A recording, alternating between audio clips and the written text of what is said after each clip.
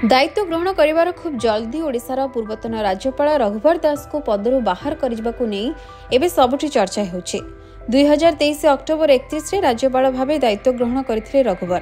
प्रथमरु से विवाद रे थिले।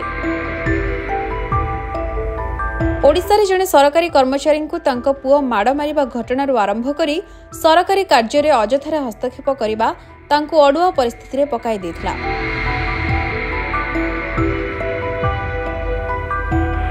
राज्यपाल हेबा परे रघुवर राज्यर विभिन्न जिला गस्त आरंभ करथिले, किंतु विवाद होइथिला जेतेबेले से प्रशासन रे हस्तक्षेप आरंभ करथिले।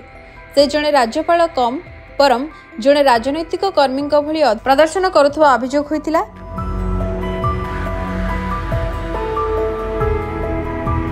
ओडिशा रे निर्वाचन बेले राजभवन रे रही से दलीय नेतांक भली आचरण प्रदर्शन करुथिले।